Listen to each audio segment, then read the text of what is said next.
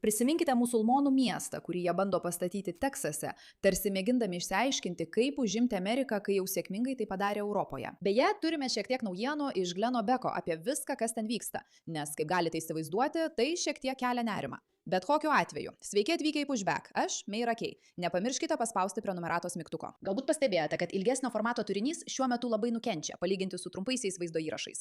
Tačiau tik per ilgesnį formatą galima iš tikrųjų šviesti ir informuoti. Taigi, jei tikite, kad verta palaikyti kūrėjus, kurie stengiasi kalbėti apie svarbius dalykus, būtinai paspauskite prenumeratos mygtuką ir apskritai įsitraukite į ilgesnio formato turinį.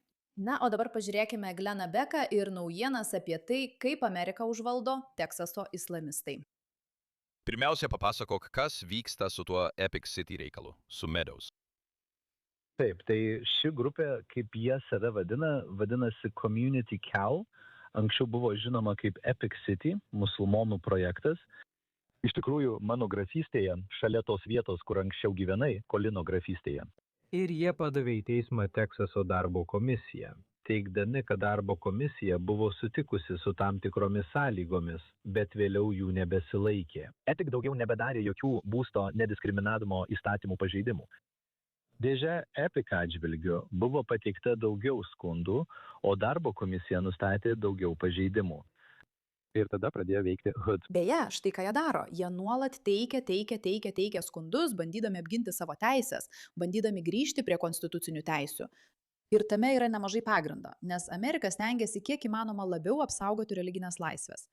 Tačiau štai klausimas, kurį mes visi turime savo nuolat užduoti. Kuriuo momentu, jei turite politinę darbotvarkę, apsimetančią religinę darbotvarkę, mes pradedame sakyti, o, tai nėra religijos laisvė, tai yra politinis perėmimas. Akivaizdu, kad į šį klausimą atsakyti sudėtinga, nes tada galima pradėti ginčytis visomis kryptimis. Na tai iš tikrųjų nėra religinis judėjimas, tai politinis judėjimas. Ir žinoma, tai būtų panaudota prieš žydus, tai būtų panaudota prieš krikščionis, tai būtų panaudota prieš visus. Bet kai turite žmonių grupę, milijonus, jei ne milijardus, kurie viešai pareiškia, kad būtent toks yra jų ketinimas, galbūt reikia kažką daryti. Tačiau vėlgi, būtent teisinėje kovoje jie dažnai laimi, todėl tai yra labai svarbu. Tyrėja. Ir dabar jie peržiūri visą šią Epic City situaciją. Ir žinoma, jūs žinote, kaip yra Austine, Teksase. Turime liberalią teisėją Amy Clark, kuri ateina ir sako, ne, jūs turite tęsti šią sutartį, nepaisant šių pažeidimų. Jūs turite leisti jiems, Epic, tęsti jų plėtrą.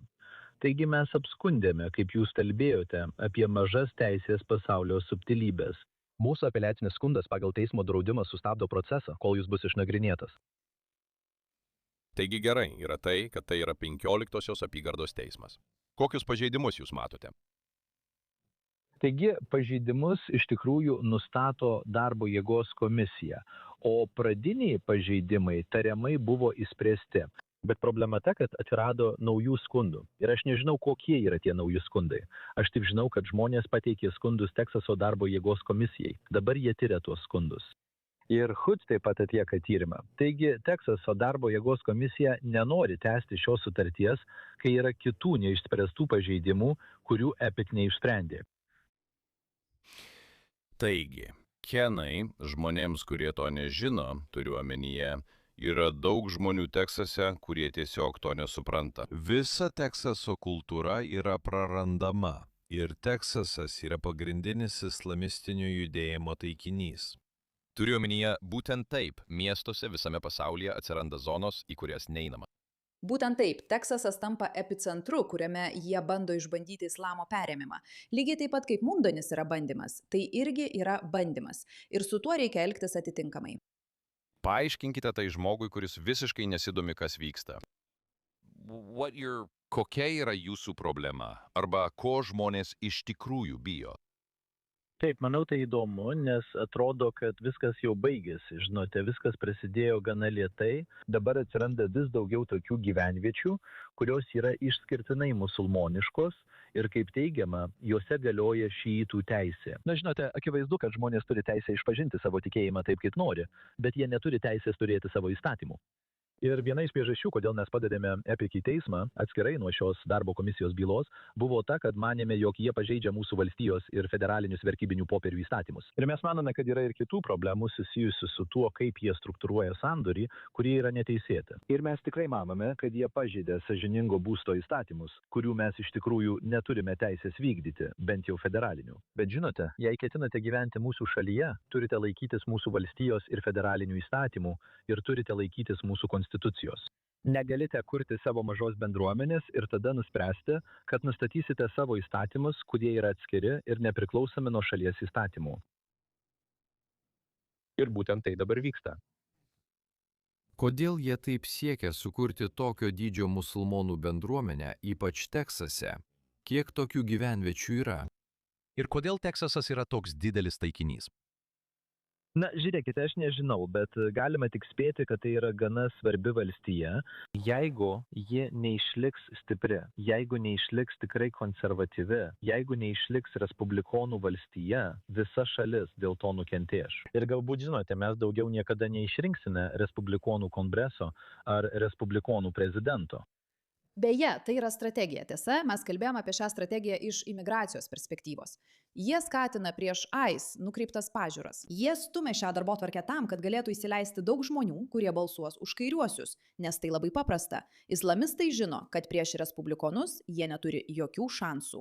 Jie tiesiog neturi jokių šansų, nes respublikonai permato jų darbotvarkę, tačiau demokratai visiškai ant to pasimovė. Todėl darbotvarkė yra tokia. Padarykime taip, kad demokratai visada laimėtų kiekvienuose rinkimuose.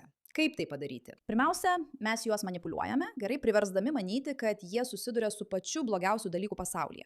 Jie turi eiti ir balsuoti. Antra, mes skatiname juos remti neteisėtą imigraciją, kad jie atvežtų neteisėtus imigrantus, kurie akivaizdžiai balsuos už demokratus, nes šie neplanuoja jų išvaryti, bet taip pat prieš respublikonus, kurie tikrai tai padarys. Ir trečia, mes perimame svarbiausias valstijas, kurias visada turėjo respublikonai, kad galėtume užtikrinti, jog demokratai visada išliktų valdžioje. Taigi, mes galime perimti Ameriką. Tai yra islamistų mentalitetas, todėl jie ir pradėjo nuo Teksaso. Jei jie gali perimti respublikonų tvirtovę, nes kiekvienas žmogus už Amerikos ribų žino, kad Teksasas yra respublikonų tvirtovė, visi tai supranta ir taip jaučiasi.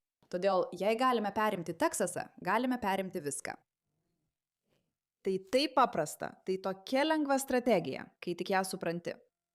Jie nori ypač išplautų smegenų žmonių, kurie pasiduoda tam tikrai retorikai. Jie nori daugybės imigrantų, kurie balsuos tik už tuos, kurie jų neišvarys. Ir jie nori užimti tas valstijas, kurios yra svarbios respublikonų pergaliai. Paprasta, padaryta, lengva. Nesuprantu, kodėl žmonės to nesupranta. Ir būtent todėl dabar Teksase matote šį tyčinį veiksmą.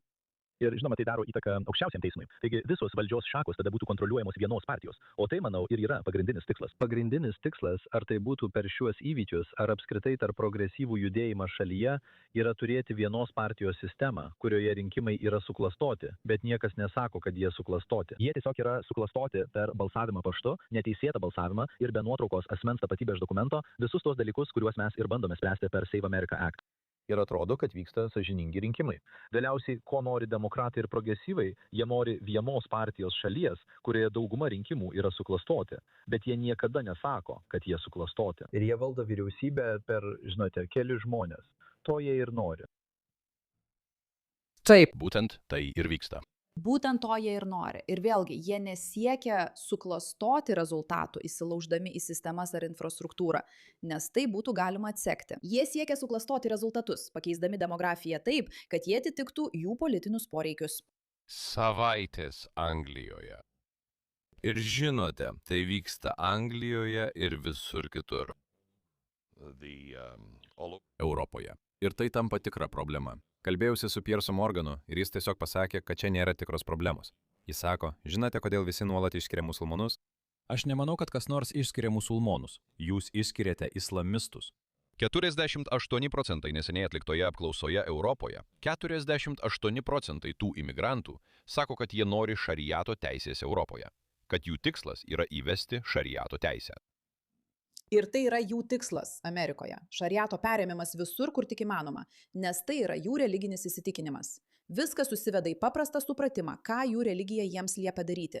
Ir jei jie to laikosi, mes žinome, kad jie to laikosi, mes tai matėme visur. Jie nori užvaldyti Europą ir jiems tai pavyko. Ir jie pamatė, kad veikia tokia mąstysena, kad jie gali pritraukti silpnesnius žmonės, kairiuosius, žmonės, kurie nesupranta ateinančio priešo ir ima jį palaikyti. Vadinti kairiuosius silpnesniais nėra visiškai teisinga. Ir aš tiesiog noriu tai pataisyti. Jie tiesiog lengviau pasiduoda smegenų plovimui dėl šių darbotvarkių susijusių su rūpinimusi kitais žmonėmis ir būtent tai visa tai yra pateikiama. Religinės laisvės ir imigrantų teisės – visa tai yra tai, kaip jie supakuoja šį perėmimą. Tai neįtikėtinas įvaizdžio kūrimas. Tai genialu, bet tai sistema, kurią jie pritaikė daugelį vietų. Ir mūsų pareiga yra ją atpažinti ir įvardyti tikruoju vardu. Ačiū už jūsų dėmesį šiam klausimui.